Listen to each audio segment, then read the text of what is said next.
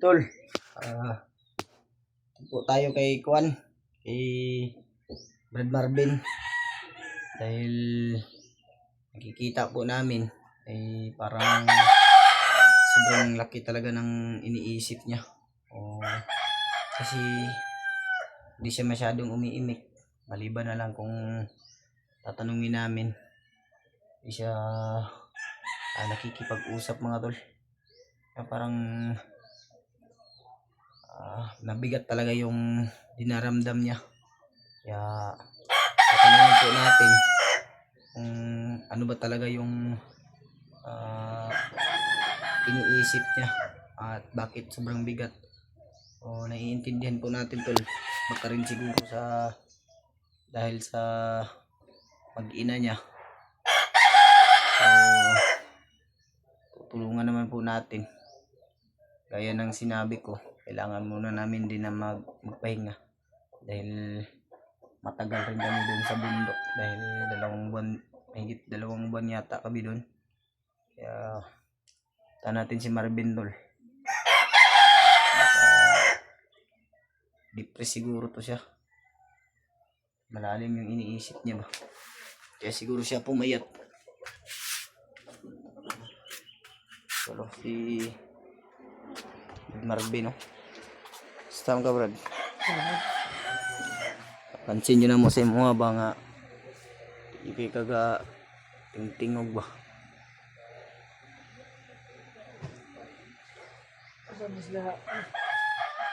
Din sila, oh. Kung yung iniisip mo na yung mag-ina mo katulad ng pinangako ko sa iyo, tutulungan kita pag magbagong buhay ka. Kaya ito na, nangyayari na. Kailangan pa natin na magpahinga muna. Naiintindihan mo ba ako, Brad? Pero huwag kang mag-alala, gagawin namin yun. Baka isipin mo ba na kinalimutan na namin yung pinangako namin sa iyo. Kukunin natin yun, Brad. Yung naiintindihan kita dahil alam ko isa kang ama. Dito ako sa loob. Isa kang may asawa ka na. Kaya naiintindihan kita, Brad. Ano yung nararamdaman mo ba? Katanungan kami sa iyo ngayon, Marvin. Si kinabahan ako sa iyo ba? Nag-uul kay Kinabahan ako sa iyo. Sarado ra to, Brad. Ha? Sarado na. Sarado na na. Dapat tulong kay gawas ano, lubig. Kinabahan ako kay Marvin. Dahil lang init. Yan nga. Ano ba yung nasa isip mo, Marvin? Ngayon. Gusto mo tingog? Totoo lang talaga ba? Isip ko talaga yung tingog. Kasi mo tingog eh. Hindi ako. Gusto mo tingog, Brad? Sila, Brad. Naiyak yung noon eh. Miyak. Tuloy na tingog, Brad. Kinilak, hindi, Brad. Hilak. Miyak na. Isip ko lang talaga. Yung pamilya ko talaga. Ang umiyak na mo?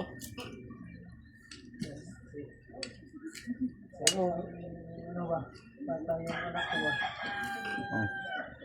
Ako daw yung anak niya kasi. Tol, alala pala sa kanyang anak, Tol. Nag-imbita ko sa iba pag nakikita ko yung mga anak niya na ano? Tulad sa'yo, nakikita ko yung anak niya yan. Ano, Brad? Nararamdaman din namin. Panikamutan na mo, Brad, na tutulungan ka namin. Sige na, Brad. Nagkayak ako, Brad. Banto, Brad, dahil wala siya ni Juan Day. Nangyari din siya nagsigit-silong hilom ba? Kita Banto, Brad, dahil wala siya ni sabay sa tuwag. Nakuha niya ba? Lipay-lipay ka karon ba para ma-happy siya. Unaan niya si anak ba din? Ano? Iyak pa na ko sa Mo Juan ni din, Marvin. dili siya mo sabay sa tuwa di ay. Alala pala siya, Tol, sa kanyang anak. Ilakon mo lang ko ba? Sa kanyang asawa. Pati si Julio, naiyak din. Yung ano ba yung Katawa, mga hirap. Hirap, mga ikaw yun. Ay ba, nakasabot ko sa kuwan ni kasi yung Juan karon. Kaimtang ni Juan ba. baka iba yung inisip mo sa amin, Ben. Kaming tutulong sa iyo din na makabawi kami sa iyo. Dahil ikaw yung isang tumulong. Hilak, G. Ha? Diba? Lalong madaling panahon. Ha? Oo nga. Brad, akyat na tayo. Huwag kang umiyak, Brad. Huwag kang mag-alala. Saan mo lang yung loob mo? Gusto ni Marvin na aakyat kami kagad dahil sa kanyang pamilya. Kulang din. Sige lang, Ben. Dahil birthday ng pamangkin ko bukas ni Juno. At sana si Kuya Bads ay makababang ligtas dahil nakatakas na daw. Si Janre at si Dave may naligtas daw na bata. At pababa daw sabi ng supporters. Baka mag-success yung mission nila na makababa at makadalo pa sa birthday ng anak ng kapatid ko, si Kuya Bad. Sana si Kuya Bad ay makababa din. Ano nga. Sige lang, Ben. Saling na kasi mo, Ben, na bukas ay birthday ng pamangkin ko. 15 ba bukas? 15 bukas? Hindi po eh. Pa, 13. 13 pa bukas? 13 pa bukas. 15 mo Ay, ay. 13 pa din bukas, guys. Malapit na yung birthday ni John, no? Bago 15. sana tayo maka-akyat. Pupunta ako doon sa Aling Marites, Kuya Bads ba? Sa bahay nila. Magpunta tayo dito doon upang mag-birthday. Kain. O makapagpalain si Kuya Bads na maka-uwi ng ligtas. At makahanap ng daan na makalabas sa kaagad. Dahil birthday ng kanyang ng kanyang anak sa 50, no? Si Juno, pamangkin ko. Kaya, Ben, anyo lang sa imo, Ben, karon na lang pagkatapos ng birthday ng anak ko. Anak ni Kuya Bads. Anak ko Kuya Bad. Para makita mo rin sila ba? Mga kasama namin. Huwag kang mag-alala, tutulungan ka namin sa abot na makakaya namin. Yun pala yung binibdib niya. Gwapo ni Brad. Inisip mo, Ben, na hindi kami tutulong sa'yo. Tutulong kami, kusa kami tutulong sa'yo. Kaya nga sinabihan ko siya kanina, baka pinag-isipan mo kami ng Brad, na hindi namin tutuparin yung pinangako ko sa'yo. Huwag kang mag-alala. Pero kailangan pa kasi namin na magpahinga, Brad. Kasi Ilang bin kay? Para makarespond mo ang lawas ba? Yan po lang nato. O ikuha nato kay Lolo Ambo na walay dautan may tabo sa imong sa imong asawa at anak. Walang mangyaring masama. dasal po natin, tol. Huwag kang iyak. Iligtas yung mag-ina ni Marvin. Suroy ka na mo niya, bin. Gusto mo Sorry ka na mo dito Pasyal sa muna natin si Marvin mo. pasyal natin umaya pasyal. sa para ma Siwol ba? kadali mo ba? Doon sa pasyalanan sa dagat doon. Pasyalan natin. Pasyal muna natin to para Pasyal ka namin. Sama ka mamaya. Ha? pasyal muna tayo ba Para malinawan yung utak mo ba? Akala ko, kinabahan ako ba dahil baka nagagalit ka sa amin, kuwan ka sa amin. Kaya kami nag-update talaga ngayon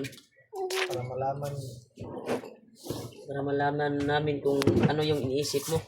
at para makita Ah, na video jud me, Ben, para malaman din ng mga supporters kung ano yung kalagayan mo ngayon.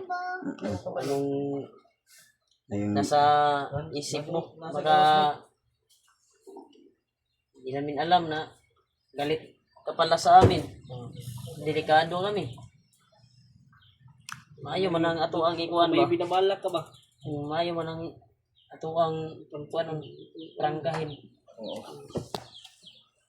kung magtanim ka ng galit sa amin, Brad ba? Ha? Pasensya na po kayo tol. Sobrang hina yung boses niya. hindi masyadong marinig. Kasi umiiyak siya. Iyak Parang kasi. dinibdib niya talaga yung pag-alala sa kanyang pamilya. Isipin mo lang muna na kami yung pamilya mo. Huwag kang mag-alala, Bin. No? Tulong talaga. May nagkuhan sa amin na kailangan daw i-relax muna yung katawan pagkatapos na daw ng birthday ng pamangkin ko. Baka hindi pa makababa si Kuya Buds. Pero yan po na ko tol na sana ay gabayan si Kuya Buds na makababa silang ligtas. At sila Dave, mga kasama namin, makababa din. Naligtas lang makauwi sa Yung sinabi niyo pala sa akin doon, napaisipan ko na rin. Ano yun? Nakasan mo para marinig natin. Ano yung sinabi namin, nakalimutan ko. Kung paano kayo kumikita, kung paano. Ay, kuhan. ay Kagaya sa amin. Magbablog. May balak ka na maging hunter ng Mindanao. Okay lang Ay, pwede man yan. tulad ng sinabi mo, paano, kakasahod naman kayo dyan. Sana Gusto ka mag, sa inyo. gusto ka gagaya sa amin na maging vlogger. vlog. Dapat Sige lang. ako na yung pamilya ko. Huwag lang sa akin. Kukuha Yun na talaga yung boses ni Marvin Kuha mga lang tol. natin. Eh, Gusto kang makapag-upisa. Ang problema, wala kang cellphone. Wala pang cellphone. Wala ka pang cellphone. yun lang yung problema ba. At wala pa talaga ako ngayon. Sana ay may tutulong sa iyo na one, pero may nagsabi naman sa akin na pag magbinutan ka daw, baka siya yung nagkuhan kasi yung sinabi mo kagabi ba na may balak ka na mag-vlog at handang tutulong sa mga nangangailangan ng tulong. Mag-vlog. Sinabihan ko na wala akong wala akong mabili na cellphone ba para sa kanya. Wala pang budget. Wala pang budget. Sana tol ay may tumulong kay Marvin tol na makapag-cellphone din at makapag-umpisa sa pag-vlog upang habang hinahanap namin yung kanyang mag-ina ay kaluyan ma-monetize sa YouTube, Makasahod. kasahod din. Oo. Tulungan po natin si Marvin tol makapag-umpisa sa pag-vlog dahil balak niya maging hunter kagaya sa amin. Tutulong. Potential din to, Brad. Ha? May potential. Oo nga, magaling din Magaling din to sa tutudas ng mga kuwan. Huwag kang mag-alala namin. lalong-lalo na. May mga malaking tulong din to sa atin. supporters na tutulong sa iyo. O Thank you. Pagod si Iggy. kusang tutulong kapag kuwan ka, makapagbili tayo ng kuwan Makapag-cellphone ka. damit. Saling lang magpagbinutan lang yun. Ha? Alam naman namin na mabait ka, Brad. Ha? Nakuha naman po nato ni ang kuwan ko. Butan yun ba't tawa na. Kaya i-sacrifice ko niya iyang kuwan. Yung kaugalingan Pagalingan para kay Pidot. Uwi yan ko no kay Kasabot ko sa kapidot na katong pangyayari ay hypnotize talaga si Pidot kaya hindi niya dinibdib yung ginawa ni Pidot sa kanya. naawa talaga ako sa kanya. Alam po natin to na yung ginawa ni Pidot nung nakarang araw ay ginamit yung kanyang katawan at isipan upang Yeah, tol. kalabanin yung mga hunter. Narinig Sinabi na po. naman natin po. Maura din yung mga ikuan di ay. Anto Ano na yung imod ka na kulbaan mo Ano ni kung Marvin nagot. gusto niyang Pinabahan kami ba? Kasi tingog Kaya ah, napag-isipan namin kanina habang nagkuhan kami matay iba yung kuhan ni Marvin Brad parang walang imik kaya nakapag-isip kami nag-video tanungin ka i-private sana namin na hindi namin i-video pero mas mabuti na alam ng mga supporters. Makikita din nila. Yung Makikita nila ba kung ano yung nararamdaman mo. Ano yung nararamdaman niya ngayon? Paano pala? Sa kanya palang pamilya. Ah, isa may naramdaman ni mo doon. na Pag nalungkot Pag ako sa kuan sa kuan na mo dot, masig na nami mga supporters nga wala pa nakakuan sa imo pag sorry ba.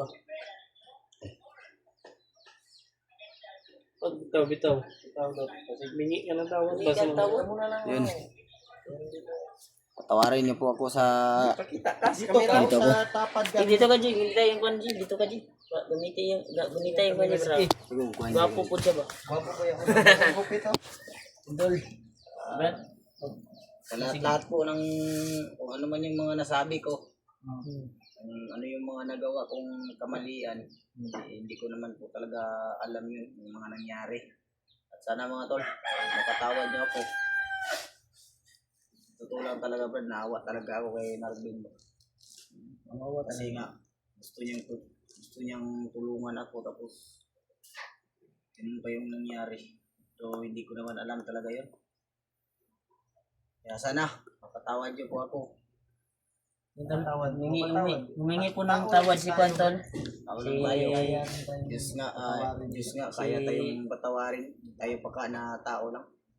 Kami, alam namin na yung pagka-hypnotize mo na hindi mo yung ano, Tol.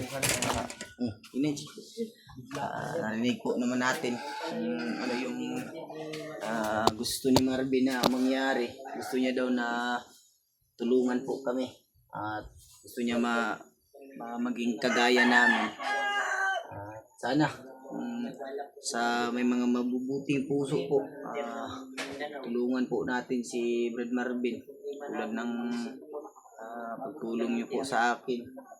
Dahil sabi niya, pag nakita na daw yung pamilya niya, makapagsimula na daw sila ng bagong pamumuhay. Kaya sana tol, matulungan po natin si Brad Marvin. Pagdasal po natin palagi na sana yung mag-ina niya ay nasa mabuting kalagayan. God bless po sa inyong lahat. Hanggang dito na lang po ang video na to. Ganun pala po. At least na nalaman nyo o narinig nyo kung ano yung gusto niya mangyari.